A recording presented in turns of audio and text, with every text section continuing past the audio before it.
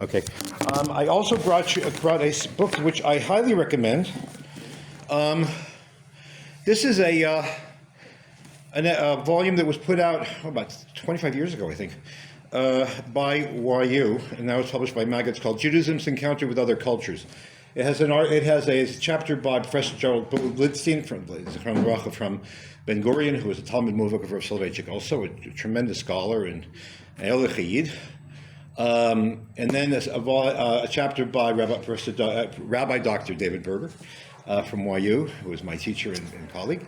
And then a chapter on the early modern period by Rabbi Dr. Schneur Lyman, who is one of the great geniuses walking this earth. And the best part of it is, and I'm sure that none of them will object to my saying this, is a long essay by Rav Aaron Lichtenstein, about the interaction between secular studies and Torah. It overlaps some of what I've talked about. There's stuff there that I'm not talking about, and there's stuff there that we're going to talk about that they don't talk about. What's the book? What? What's the book called? I'm sorry, I can't hear. What's the book called? The book is called Judaism's Encounters with Other Cultures.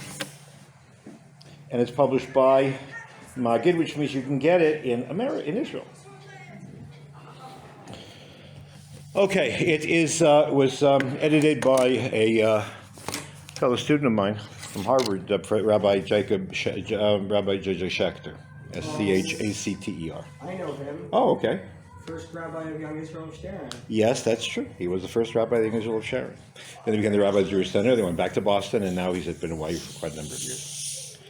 He was your student? No, we were fellow students of Professor Twersky together. He's a bit older than me, actually. Okay, so right after I think Pesach, we're going to take a sharp move into a discussion of general culture, popular culture, music, art. We started talking about music last week, but I want to finish our formal discussion of what are the boundaries of what counts as Torah and what not. Before we do that, I will tell you just in advance. We have a class today. Mitzvah Hashem, we'll have a class next week. The week after that is Purim, so we won't have a class, and I'll be out of the country anyways. And then, so we don't miss anything. Oh, perfect. Great. So next we'll have this today, next week. The week after that, we didn't have class on Purim. We didn't have class. You guys, no. It's Purim. It's not Purim for you guys.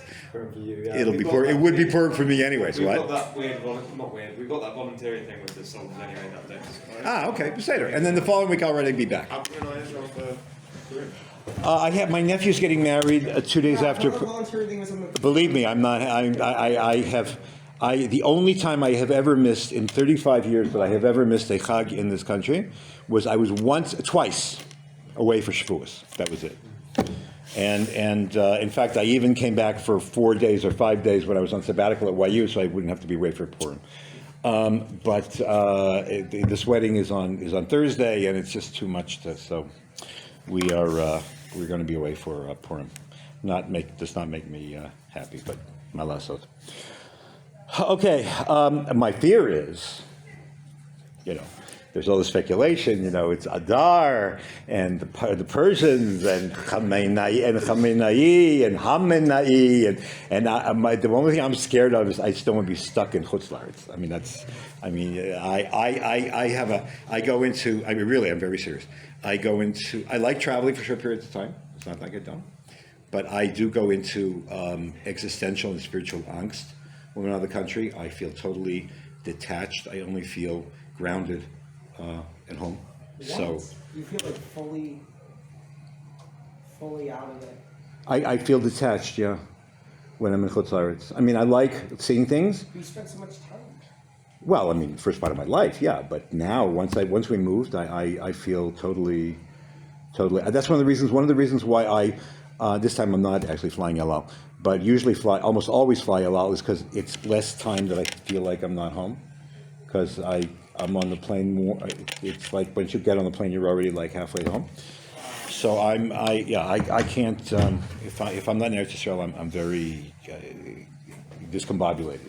Now again, it doesn't mean that I don't like, especially being in Italy, but But it's very hard for me. It's very hard for me. When you made Aliyah, did you think you'd get such a deep attachment to Israel? Yeah, oh, sure, for sure. I mean, first of all, I was raised. Eretz Israel was a very big part of my upbringing because my great-great-grandparents came here on first Aliyah in 1880. They came here in 1882, and as a result, so that's number one.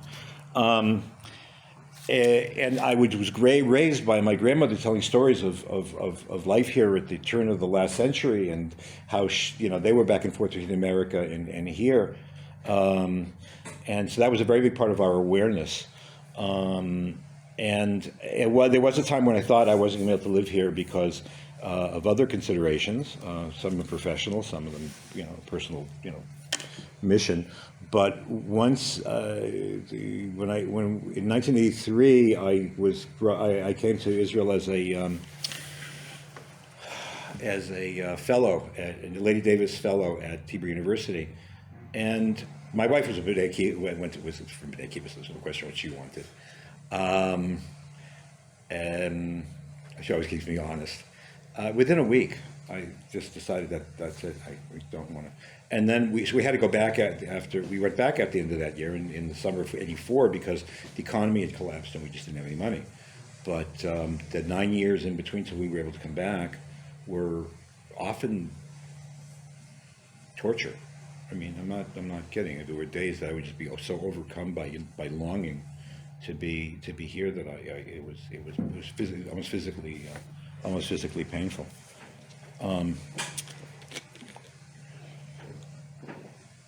In any event, so yeah, I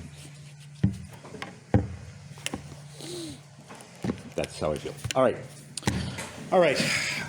I called this first group of sources "What is Torah? What isn't Torah?" I want to. There's a lot to unpack in terms of the question, and I want to break it down into different things.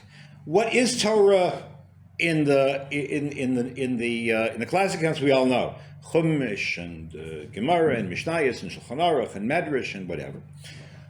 However, by the way, there are books in the Torah library that today might not be considered so kosher, like Maimonides, like the Marvuchim, like philosophy. There are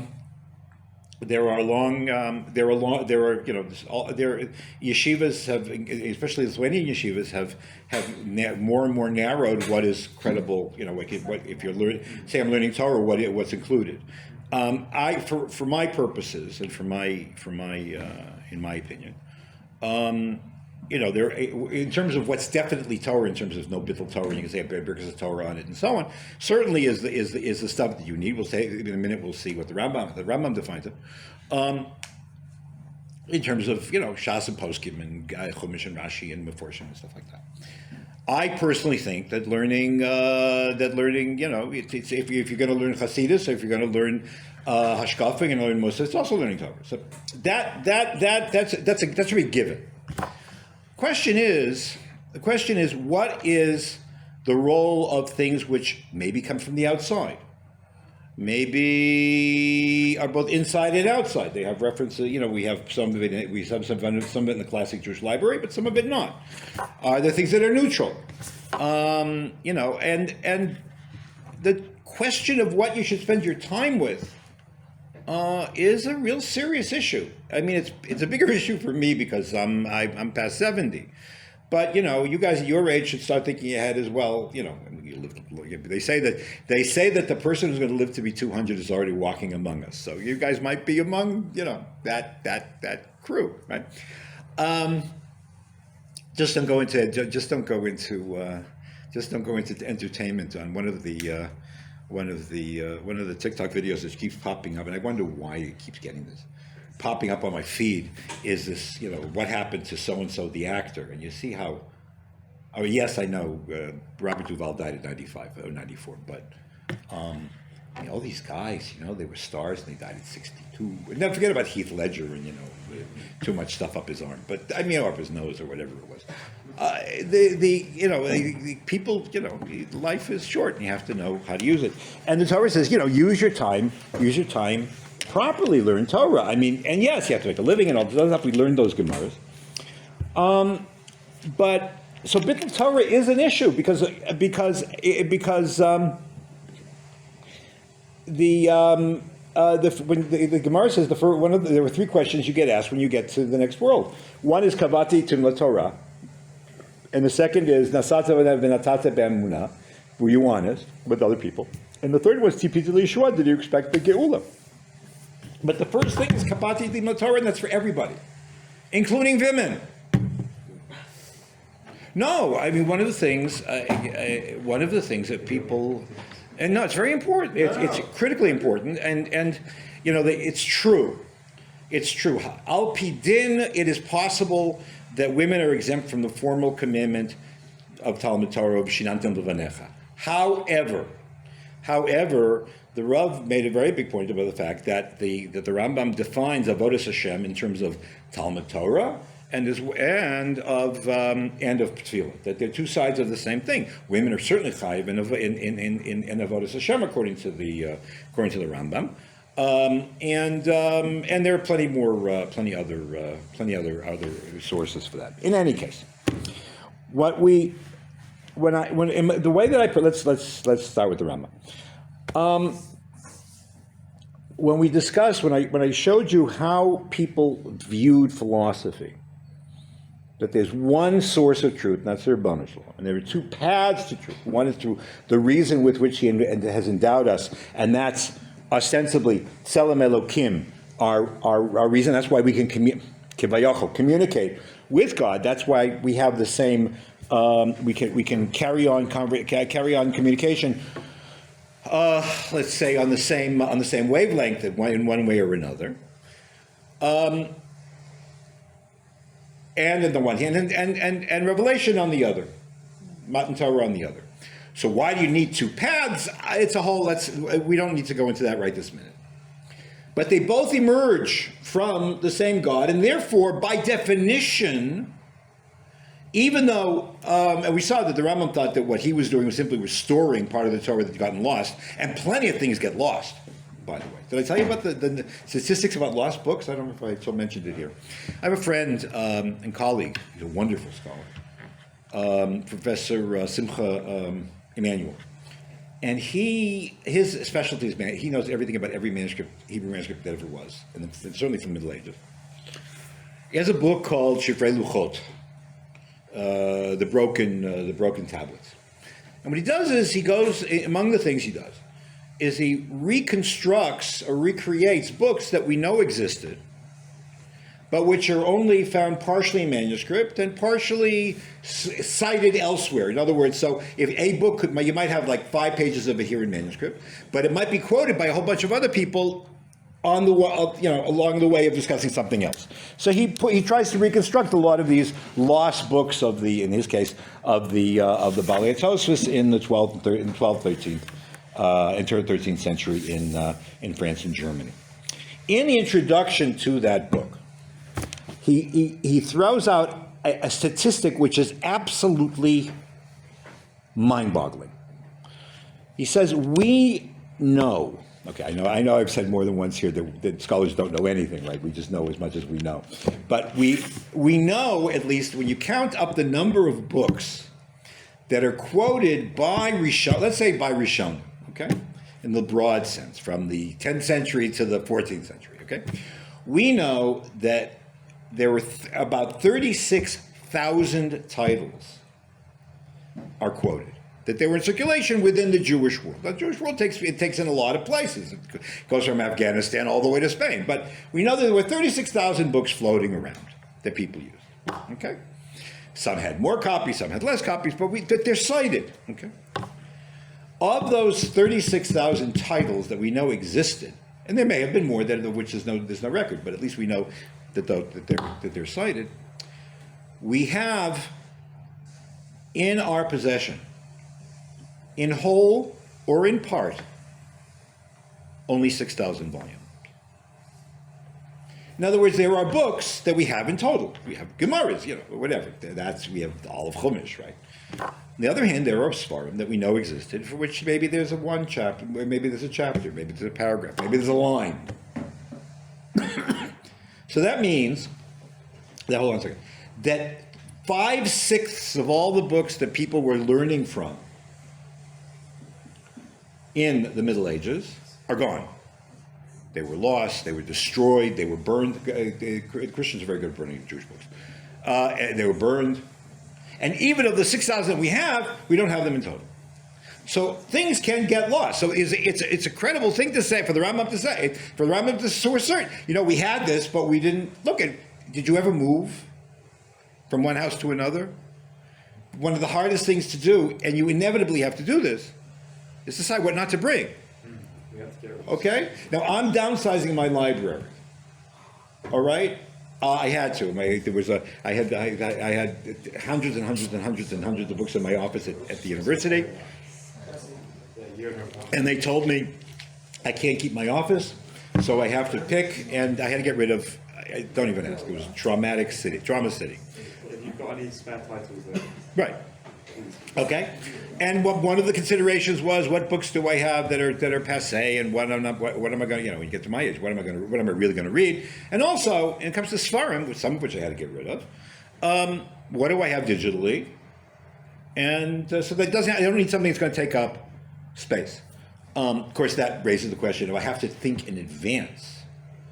What do I think I definitely will not open up on Shabbos and Yom Tov? And inevitably, the Sfarim that I gave away, because I didn't think I'd ever open on Shabbos and Yom Tov, of course, it often happens that I just really need those Sfarim on Shabbos and Yom Tov. So I have to wait until after Shabbos is over to be able to see what was about, and to remember what I was looking for in the first place. In any event, so things get lost. But in either event, so that is a phenomenon. Yeah. We said, I think it's quite a few like that. The Christians, they copied down a lot of it and they kept it in their churches. And this came up a conversation with a friend of mine. We're both doing Psalm right now, and he basically said he's fully convinced the Vatican have another copy of the Great Talmud. And I was like, do they exist? And he's like, yeah, because they've referenced like the or something. Mm-hmm. So we know they exist, but is that say, do you think the Vatican and Church in general still have it? They're not released. Well, look at that. Okay, so the question of restoring books that we know existed and got lost. That is I mean, never mind Rabbeinu David. It would be wonderful if somebody, we know that the Ramban wrote a Perush on Rochidushim Baba Kama, but we don't have it. I mean, that would be amazing. Okay. So the thing is like this. Sometimes we find them in churches. Sometimes we find them in new Genizas. There are two Genizas that have popped up in the past, about 20 years, maybe a little bit more, that have provided some of these parts of some of these books. So, for example, they were in Afghanistan. As a result of the war, they were digging out one of the shoals. They were, the story of Afghanistan. There was one shoal, two shoals, and there were two Jews left, and they didn't talk to each other, and one was in charge of the shoal and with the other. I mean, it's like nuts. And it's like, if, for example, if you ever find yourself in Summit Pot, do you ever go near where Nishmat is? You know where Nishmat is? The girls' midrash. Anyways, so next I forget the name of the street. In Pot, there are these two shuls next to each other. They're identical. They're mamish identical. One is Beit HaKnesset Shel Jackie, and the other one is Beit HaKnesset Sheinenu Shel Jackie. And these guys won't go into that one, and these guys won't go that one. So that's whatever. Behind one of these shuls, if I remember correctly, in Afghanistan, they found a cave, and they found a Geniza. Not as fancy as the Cairo Geniza, but they found there hundreds of volumes of Judeo-Arabic works, some of which by Rav Sajigan that we knew existed but didn't know, they just hadn't survived. Because as people stopped studying those things or whatever, they didn't copy them and whatever. So that's one thing. There's another thing called the European Geniza, which is it's a misnomer. The original Geniza, if you know, there was the Geniza in the Ben Ezra Shul in Cairo, which was in use from the 11th century, the 9th century to the 15th century, in which all kinds of amazing things were found, like autographed copies of the Rambam, things that he wrote himself, just incredible. But that's a regular Geniza. You know, you have when we redid our house, we had 45,000 benches from my oldest son's bar mitzvah. We didn't need them all, so we took a big box and we sent it to the Geniza. The European Geniza is something else. The church, over the course of the years, confiscated, destroyed many volumes, but also because paper and parchment are valuable, co-opted them and used Sfarim for other things. So, for example, there were massive archives throughout Europe where Sfarim were used as manila folders. So that's one thing that they use it for filler. I've seen this myself. Filler in volumes when you want to, if you hand bind a book, so you need material, you need paper to hold the book together, and also they used to, inside the binding, they used to put strips of whatever to hold it firm. So what they would do is they would take Sfarim manuscripts, and they would cut them into long strips and stuff them into the bindings of the books to allow them to be to use them for that instead of using fresh parchment or whatever the case might be. So there are a number of scholars. Excuse me, one of them in particular, a friend of mine, Professor Mauro Pirani at the University of Bologna in Ravenna, does what he does. He goes looking through all these old archives, and not just archives, but also government offices and stuff like that from the Middle Ages, and he finds manuscripts of all kinds of things. So it is possible. So in coming back to your question, I doubt that we'll find Rabbeinu David in Afghanistan. It is possible that these will find out. What do they have in this? And then there is the whole question of what's in the basement of the Vatican. Yeah, we never tried to send like a squad of Rabbeinu with So first of all, okay. So ostensibly, the Vatican gave already 60 years ago, gave access to the Jewish National Library, the Sefer HaLeumit, access to its manuscript collection, to microfilm it, and they claim that that's everything that they have. Is it true? Are they telling the truth? I don't know. Okay. Do I think the menorah is there? It's a funny thing. Sorry, I think I missed this. Well, there's this whole... Okay, so the whole story, but what happened to the menorah from the Beis HaMikdash? Yeah, we know it went to Rome, right? Yeah. It's in the Arch of Titus. I mean, it's portrayed in the Arch of Titus. We know that it was kept in what was called the Templum Pacis, the Temple of Peace, which is now being excavated, actually, at the edge of the Roman Forum. I think it's Reb Shimon Bar Yochai says that he saw it there. He didn't go into the base of Avodah Zarah, he said they kept it out. Now, the question is, so what happened after that? It disappeared. So a friend of mine who teaches at YU, Professor Steve Fine, he thinks it was just melted down for the golden color thing. There are written records, okay? There are written records that claim that when the Vandals raided Rome in the 5th century CE, they took the menorah with them to North Africa, which is where their kingdom was based. Okay. Now, the Vandal kingdom existed in North Africa and what is now part of Libya and a little bit of Egypt and Algeria until the 6th century. In the early 6th century, the 500s, the Emperor Justinian sent his leading general Belisarius to try to reconstitute as much of the Roman Empire as possible. The West had already ceased being under Roman control, but the entire East was still under Constantinople, that called itself Rome. And Belisarius reconquered big chunks of Italy, he defeated the Vandals and took over that, and also a big piece of Spain. He may have conquered Sardinia and Corsica and Corsica, but and Sicily, but I don't remember. In any case, according to the Byzantine historians, Belisarius found the menorah and brought it back as spoils to Constantinople, capital of the Eastern Empire.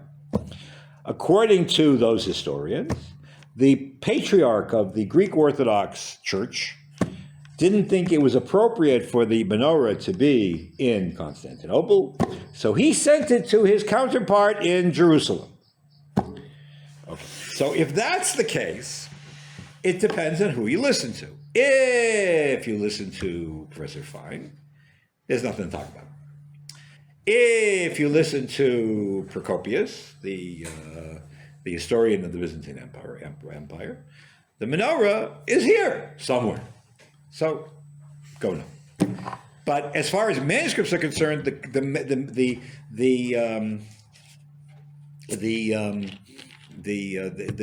far as the Vatican's concerned, we've seen everything. Do I believe them? I don't know. I don't know who I believe. I know personally, I published a manuscript from that collection. It was a tshuva from 15th century Italy. It was a little weird. Of course, if you want to publish, if somebody possesses a manuscript and you want to publish it, even if you have a copy of it, you have to ask permission of the owner to publish it, and usually it's automatic. So I had to write to the Vatican Library, ask permission to publish whatever was called Vatican Hebraica, number 43, pages 1 to 4 or something like that, whatever it was. So one day my wife goes to get the mail, and there's a postcard in Italian with the papal seal on it, with all kinds of crosses and stuff. And she says, "What did you order?" Well, this is before Vatican. This is before Amazon was selling, would send you everything. So I said, no. I read the thing. In Italian, it says, we'll give you permission to publish whatever. But it was actually pretty funny. It reminded me of a story. I don't know if this is a true story or not. I have a very dear friend who lives now in Beit Shemesh. He swears it's true. He says that at one point in his life, Ravad Yosef was very ill, and they didn't know what to do to cure him. And they didn't know what to do. They didn't know what to do, and he kept getting worse and worse and worse. And they sent to one of the Mekubalim, one of the major Mekubalim here in Israel, and this Mekubal said, "LaRabbi Ovadia Yosef yesh avodah zara beveito." Ravad Yosef has avodah zara in his house. How's that work? So they're looking, and they found, according to this story, they found that he had a clock that had been given to him by the Pope. So they opened up the back of the clock, and there's a cross on the clock. So he took the clock and threw it out the window, and Ravad Yosef got better. Okay. In any event, let's come back to where we were. According to the way that the Rambam and Rav Saadia Gaon, and maybe not Rabbi Hell, but others, and most Spanish Jews and Provençal Jews saw philosophy and science, it's part of Torah because it comes from God, and therefore it has religious significance. Okay. And the Rambam, and the way that the Rambam defines certain mitzvahs, you'll see, that's going to be very, very crucial. Okay. Look at the first halacha here.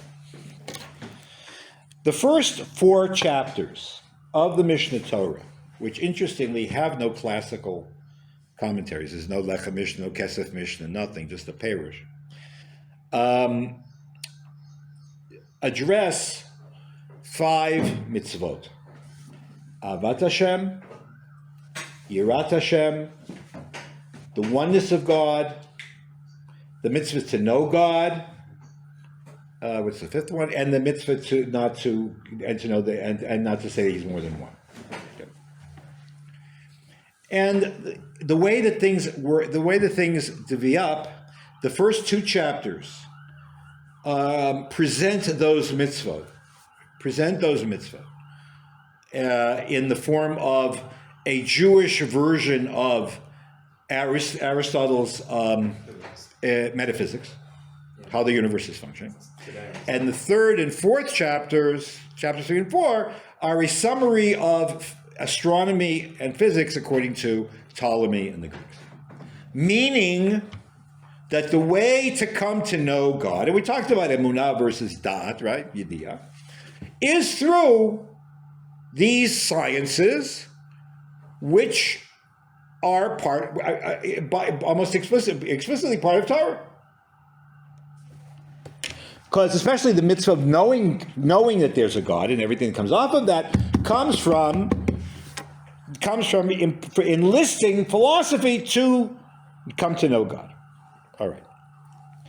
At the end of the fourth chapter, before he gets to the fifth chapter, which is Kiddush Hashem, he says as follows: V'inyanei arba'a prakim elu, the matters that are addressed by these four chapters, shebechamesh mitzvot ha'elu, that are dealt with by those which address or which provide the substratum for these five mitzvahs, Haim shechachamim arishonim korim oto pardes. That's the pardes. That's the secret lore of the Torah. Kemosha amru arba nechnusu lepardes. Famous story, Rabbi Akiva.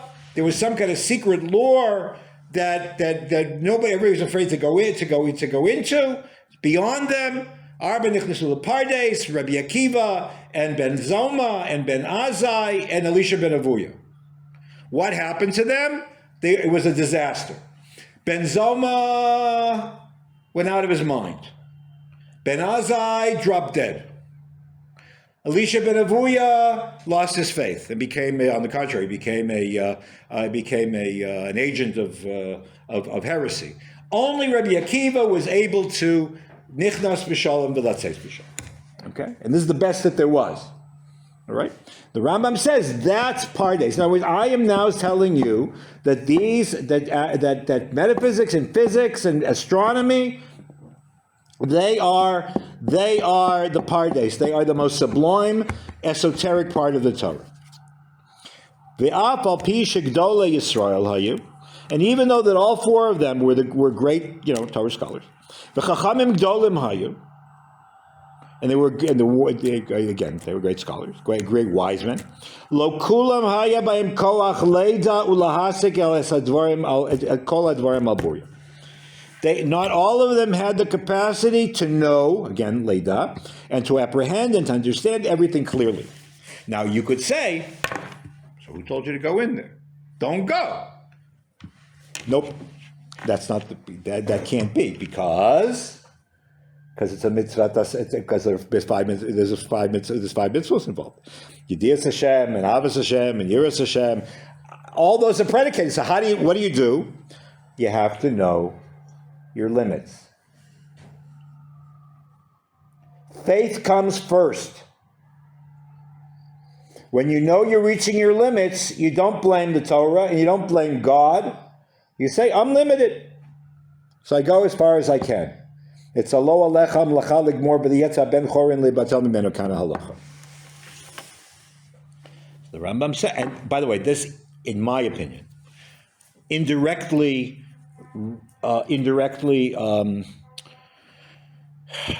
substantiates my contention that the Rambam also thinks that there's no mitzvah to believe. Belief is a state of being. It's what you envelop yourself in. The mitzvah is to try to prove things and use your reason to strengthen your faith, but belief can't by definition can't be commanded.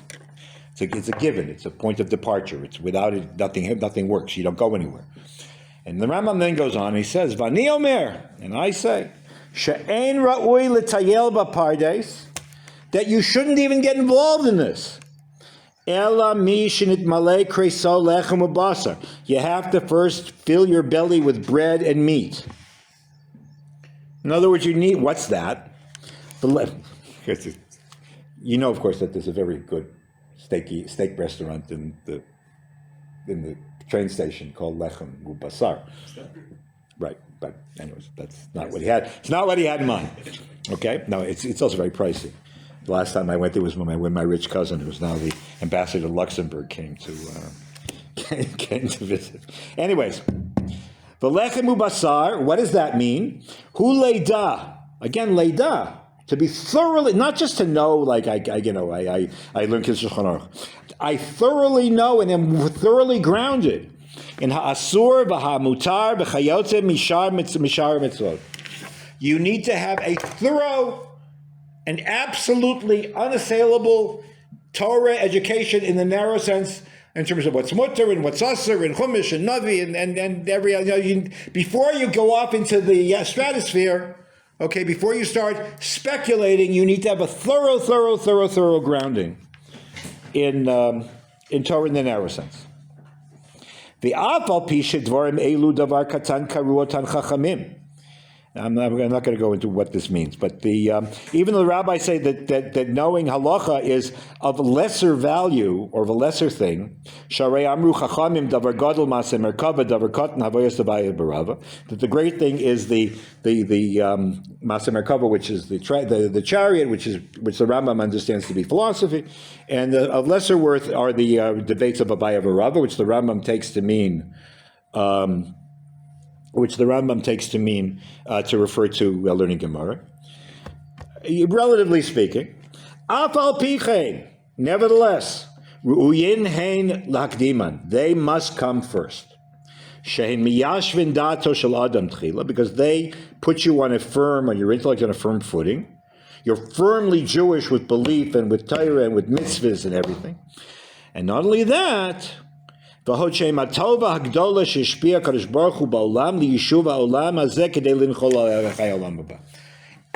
depends, the whole world depends on the Torah being taught and the Torah being observed, because ultimately Judaism is, contrary to this crazy person named Yaakov Shapiro, Judaism is a political system. Not like Hobbes and Locke. That's not what I'm talking about. The way that the Torah has in mind.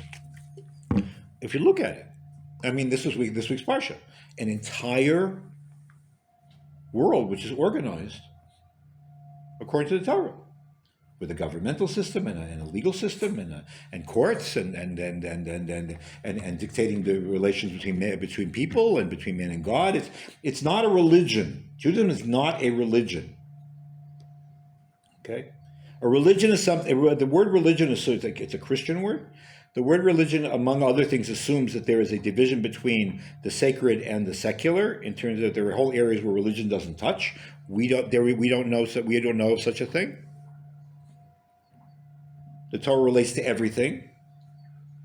One of the points of conflict between contemporary thought and culture and the Torah is the fact that those areas where, by definition, man is absolutely free to do whatever he wants in the privacy of his own home, the way we talk. Torah has a lot what to say about what you do or you don't do in the privacy of your own home, because it's a total, I'm going to say totalitarian, but it's a total. I mean, if the Torah didn't do that, it would be Chalila flawed. It would be flawed. The entire idea of the Torah is an all-encompassing kind of, I think, way to live your life is a bad way to phrase it, but that's again Orachayim, no. Yeah. Okay. But Orachayim in the broadest sense. So there's a head-on collision between the Torah and between the way the Torah sees it, between God and the Torah. So it looks at man, at least Jewish life, and how it should be carried on and expressed, and the way that modern society does. But in any case, so Judaism is not a religion. But the Rambam says that if the Torah is implemented in its totality, then you will have the kind of honest and righteous and efficient and properly functioning society within which a person will have the wherewithal and the time and the respite to be able to then develop his neshama or his intellect. Okay. Now, watch this. The efshar sheyedaim hakol, everybody can know them. They're accessible to everybody. Katan v'gadol, ish v'isha, balev rachav, balev katzar. There's something for everybody. Somebody who's more intelligent, somebody less intelligent. It's accessible to everyone, obviously in different ways, in different levels. Notice ish v'isha. My late and much lamented friend, Rabbi Yehuda Herzl Henkin, the Tzadik Livracha, used to love to note this Rambam. So Rambam paskins that women should learn Torah Shebal Peh. In the same token, he says that women should learn Torah, should learn Halakhah. So you have to. All right, you can game out exactly how you square that. It's not that hard. But the point is that number one, philosophy and the sciences are part of Torah. They are an integral part of Torah. They're pardes.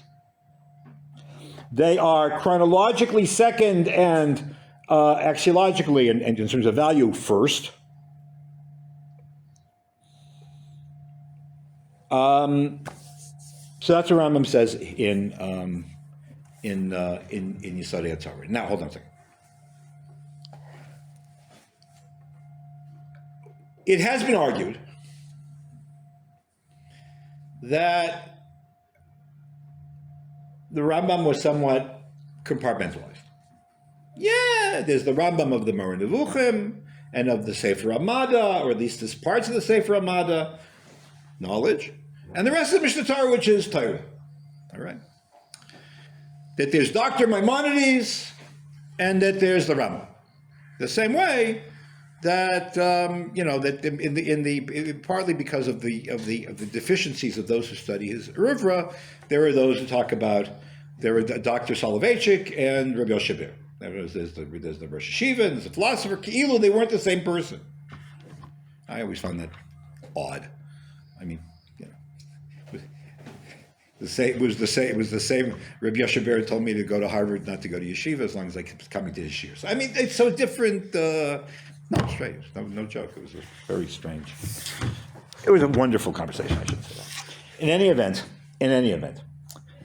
I mean, I had to be stupid. To say no. In any event, well,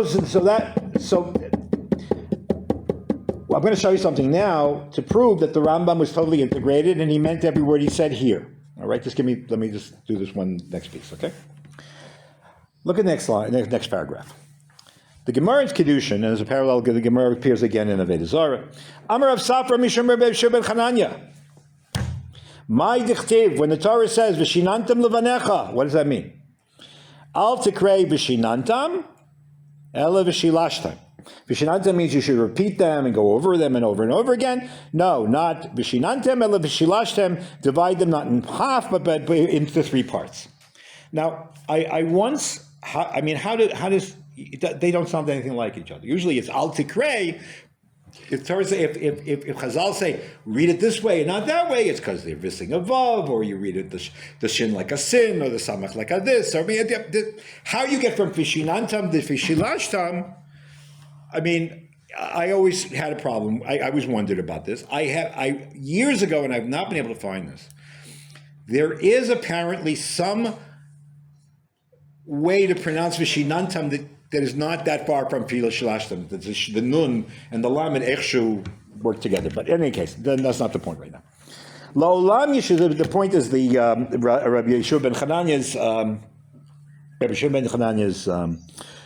word here. La'olam Yishalesh Adam Shnotav. You should divide your years in thirds. Shlish v'mikra, a third of your time should be should be devoted to learning Tanakh, sorry. Shlish Mishnah, Shlish Talmud.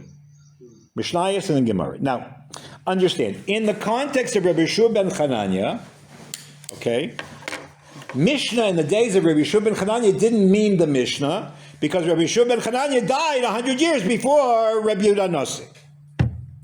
Okay? When he says Mishnah, he means studying Mishnayot. In other words, knowing Mishnayah, knowing the traditions of the Tanaim as they were received. Okay, so what is, and if the Mishnah hadn't been redacted, hadn't been finished yet, so what does Talmud mean? So Rashi says on the spot, he says no, Talmud originally means analysis. In other words, doing what the Amoraim, I mean, already in the time of the Tanaim, they were doing what the Amoraim did to the Mishnayos and to the words to the Brises and so on. But not in a book. It's not a book, it's a process. If you want, Mishnayos is Bekias and Talmud is Iyun. Later on, once Mishnah became a book, and the Talmud became a book, so then they say shlish Mishnah shlish. By the way, that's why. If in the morning, that's exactly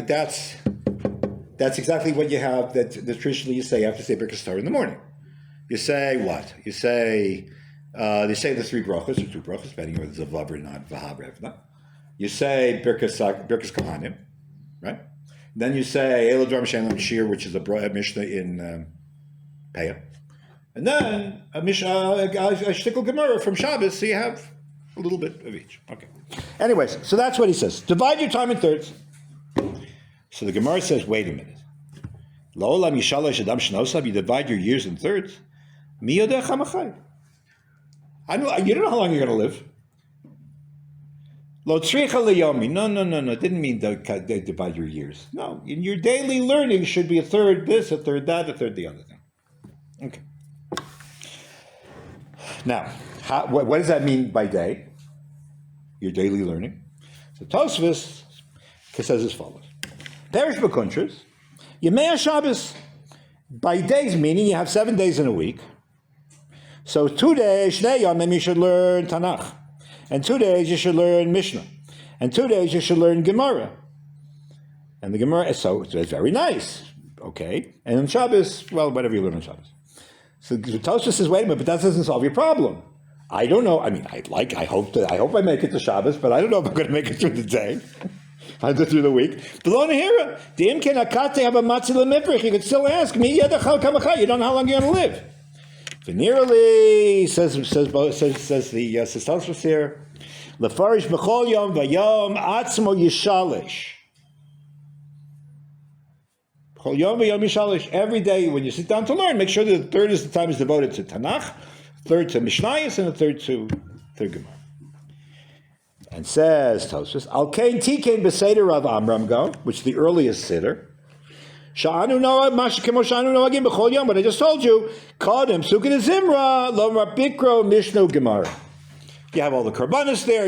That gives you all three. Okay. Now comes Rabbeinu Tam. Rabbeinu Tam is the first Litvak. Rabbeinu Tam perish. No. Sha'anu Samchim Ahad Amrina b'Sanhedrin. We don't have to be so picky.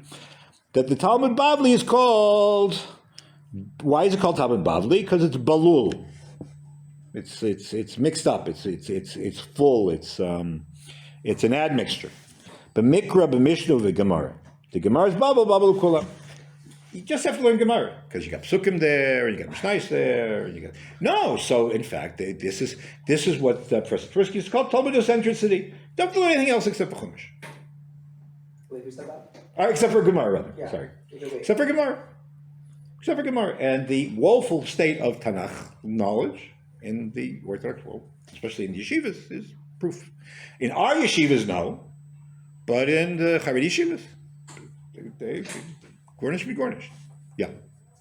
I thought that was like a Menorah or something that basically says from the ages of 0 to 5 you learn Tanakh, from the age of 5 to you learn Mishnah, and from 13 you learn Gemara. Or is that something? Right, but the question is, once you get to the point where you're learning Gemara, how do you divide your time? Okay. Now let's see what the Rambam says.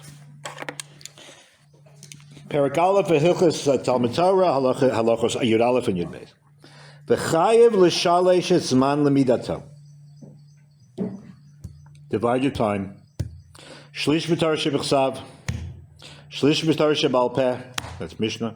U'shlish yavin v'yaskil achrit davar mireshito v'yotzi davar midavar v'yadamed davar ledavar v'yavin b'midot she'Torah nidreshet b'hem ad she'yeda hayach u'ikar midos v'hayach yotzi ha'asor v'amutar v'kayotze ben midvarim shelamad b'pashmua v'inyan zeh hu ha'nikra gemara or Talmud. The Rambam has a slightly different take on the Gemara than what I presented. The Rambam says, first you learn Tanakh, then you learn Bikiyas, basically, and that includes Gemara. And then you analyze. Yotzi Davar, how do the midos work, how does it work? I mean, that's lumdus, okay? Great. How does this work? So that's all, okay. Ketzad, how does this work? How do you do this? Haya bal umnus. He has a trade, because according to the Rambam, you cannot not have a trade. A person doesn't work for a living is very bad. Haya bal umnus. And you have a 12-hour day. Don't forget, by the way, this is something which you don't think about. Nighttime was not a time that could be used. Okay? I have a little book on my Kindle. It's called Illumination. All right? If you weren't rich, you went to sleep as soon as the last candle went out. Candles are expensive. Illumination is expensive. Oil is expensive. Okay? All right? Did it ever occur to you when you Shabbos morning? Okay, we don't pay attention to these things. You in the Mishaberach for the Kehillah, you say Umisha, because the Chazan starts Umisha notnim ner lamaor v'yayin lekiddush l'havdalah. That's a donation. I can go into I can buy a bag. For 10 shekel, I can buy a bag of tea lights and whatever. Obviously, candles are expensive because that's considered to be enough. It's enough of a dignified donation that you're blessing people as if to say, bring us candles. And when you think about it, it's true. Because how do you make candles? You have to get wax, and you have to have a mold. You go to a candler, or if you're doing candles the way they used to do, I don't know if they have places like this in England or not, but they used to take sticks and put wicks, and you'd go like this all day long and put it in the tallow, and would drip on. And that's called labor intensive on steroids. In any case, so you have maximum 12 hours a day. Okay, says the Rambam. So, hayosek b'malachto shalosh shaot. Keep your store open for 3 hours and learn for 9.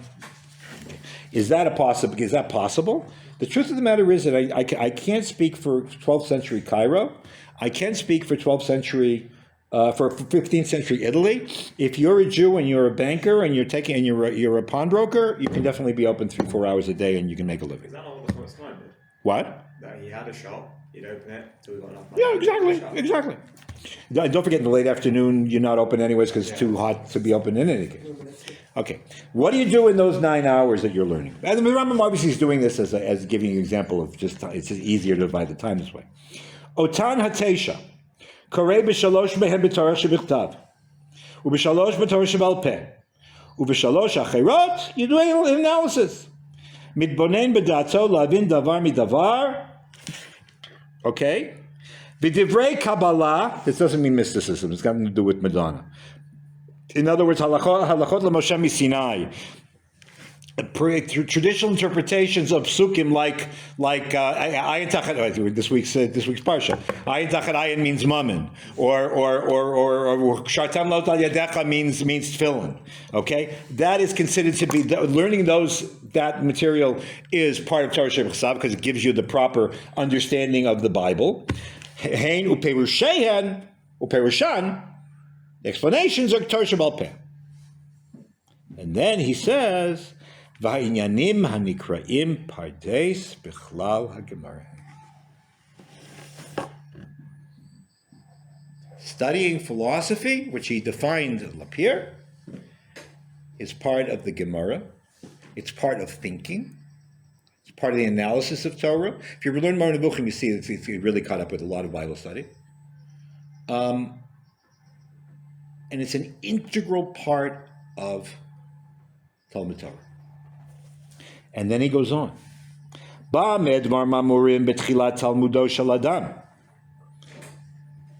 when you start it. When you grow in learning, and you won't need to really devote all that much time to other things. You have you've achieved the mastery of Tanakh.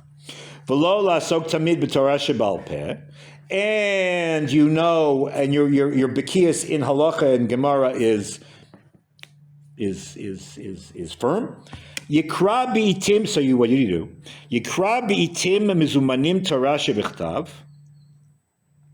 You make a regular time to review those things which you know just in terms of Bekiyas.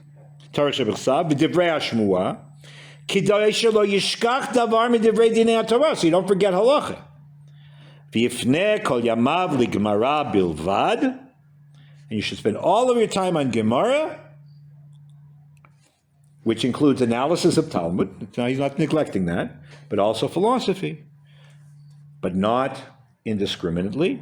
Lefi rochav sheyesh b'livo b'yishuv b'atov, as much as you can, according to your own capacity, which may grow, not less, but not more. The Rambam puts breaks in consistently, but the Rambam could make no more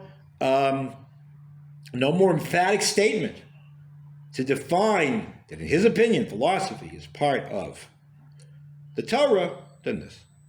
Now, does that automatically translate, for a few more minutes, does that automatically translate to present-day secular studies? No, because it's not the same activity. It's not the same assumptions about the material. And therefore, we can't say automatically. So this Rambam has to be understood, has to be disengaged in two ways. Those who say that the Rambam says you should only learn Gemara, meaning the Talmud, are distorting the Rambam. Those who say that secular studies are on the same level of sanctity and religiosity as philosophy according to the Rambam are also wrong. You have to be careful to define your terms. But let me just, in the meantime, and we'll talk about next time what the implications were. I just want to take a look at the next text. Okay. This is the Shulchan Aruch. Shulchan Aruch, Rabbi Yosef Karo, in a significant degree, copies out the Rambam fully. Now, I'm going to read it through quickly, all right? And then they're going to tell me what difference is there between the Rambam and the Shulchan Aruch. This is really almost line word for word. Chaya, this is Yeridea, Telchus Amataris, Seminary Man Vav, Seif Bet Dalet. Chayav Adam l'shalesh limudo. Shlish b'Torah shebechsav, dahainu ha'arba v'esrim, meaning Bible. Shlish b'Mishnah, dahainu Torah shebal peh, u'perushei Torah shebechsav bechlal zeh. Shlish b'Talmud, dahainu sheyavin v'yaskil achrit davar mereshito, da. Okay, fine. Ketzad, היה בעל אומנוס ועוסק במלאכתו ג' שעות ביום וט' בתורה. קורא 3 פעמים תורה שבכתב ו3 בתורה שבעל פה, וב3 יבין דבר מתוך דבר. במה דברים אמורים בתחילת לימודו של אדם? אבל כשיגדיל בתורה ולא יהיה צריך ללמוד תורה שבכתב ולא לעסוק תמיד בתורה שבעל פה, יקרא בעתים מזומנים תורה שבכתב ודברי תורה שבעל פה, כדי שלא ישכח דבר מדיני התורה, ויפנה כל ימיו לתלמוד בלבד לפי רוחב ליבו ויישוב דעתו. Does he copy out the Rambam almost literally? Does he make any changes?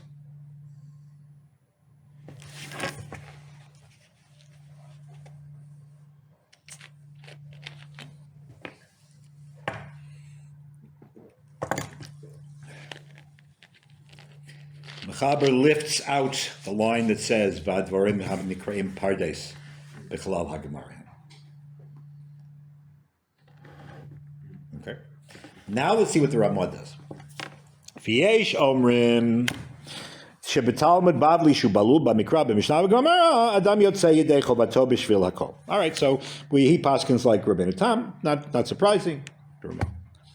Ve'ein la'adam lilmod ki im mikra mishnah u'gemara v'poskim animshachim achreihem. U'bazeh yikneh ha'olam hazeh ve'ha'olam haba. אבל לא בלימוד שאר חוכמות. On the one hand. On the other hand, the Ramah, who we know learned Mar Nevuchim, adds, well, maybe not so. Maybe I shouldn't go that far. מכל מקום מותר ללמוד באקראי בשאר חוכמות. ובלבד שלא יהיו ספרי מינים. Now, you can read other chokhmot as long as they're not heretical. V'zeu hanikra בין החכמים טיול בפרדס. ואין לאדם לטייל בפרדס רק לאחר שמילא קריסו בשר ויין והוא לידע איסור ותום. What's this? Ramah is saying you can study the Ramah says I never studied secular studies. In a letter he writes to his cousin the Marshal. But I learned Rambam. If it comes from a Jewish source, it's fine. If it comes from heretical books, no. What's a heretical book? I don't know. Does it mean everything written by a goy? Everything written by a heretic? Does it mean just specific books? Not clear. So how do they rationalize Rambam writing about stuff like? What? How do they explain Rambam writing about stuff that you said? Well, the Rambam rejects this. The Rambam. Yeah, I know, but like, how are they gonna rationalize it within his view? Like, he literally writes about Aristotle and Nestor. So they will say that there's all kinds of ways to deal with that. There is a tradition that was developed a couple of when it developed, I think is an interesting question. That the Rambam at the end of his life rejected everything and he became a makubal. That's one theory. One theory is that the Rambam could do it, you can't. That's a very popular theory. Another theory is that the Rambam was wrong. Okay, there's a and who says that? Who says that is the Vilna Gaon. The Vilna Gaon on this, I should have put on it. The Vilna Gaon on this Sif in Shulchan Aruch says, Lo hu ra'at et pardes, lo hu v'lo Rambam. They have no idea what the pardes says. The Gra was a makubal. He thought it was Kabbalah. On the other hand, this is where it gets more sticky. The Gra is quoted as saying, and this will close to that. The Gra is quoted as saying by his Talmud Reb Baruch of Shklov that the Gra asked his Talmud Reb Baruch of Shklov to produce for him a translation of Euclidean geometry because he wanted to study geometry because he needed math to be able to know Torah. And he says I don't remember the exact quote, but he told Reb Baruch of Shklov, and it's quoted in the introduction to Euclidus, the translation that he made, that Baruch of Shklov made, that for every unit, every measure of Chachmot HaOlam that a person will lack, he'll lose 10 measures of Torah. So then you could say, well, Baruch of Shklov was masculine, but maybe he did say it. It's a whole to-do. What's funny is, I'll tell you where sometimes people the Haredim don't even know what they're doing. About 15 years ago, during one of the elections, who knows? During one of the elections, Aguda put out an ad. I think it actually was a street sign, like a billboard, and it said, "Euclidus. Do you know who this is? This is a Greek guy and a Zara, and they're going to make your student and the Chilonim are going to make you're going to make your kids learn Euclidus and Oy Vavoy, and it's not Torah, blah blah blah." So I said, you know what? This was just too good. I can't let this go. So I saw this. I actually saw this. I was at the university. I saw this. I couldn't wait to get home. I ran like crazy. No, I'm sorry. Wait a minute. I ran at the time. We had a computer lab. Before everybody had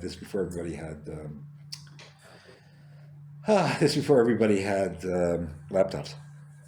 I ran to the computer lab and I just immediately wrote an op-ed piece for Yediot saying that, I don't know, Vilna Gaon says that you can. Vilna Gaon says you should be, if you don't study Euclid, that your lack of, for every measure of Euclid you won't know, you'll learn 10 measured midos of the Torah. So I don't know what their problem is. They have a problem with the Vilna Gaon. But just to show you that this is, it's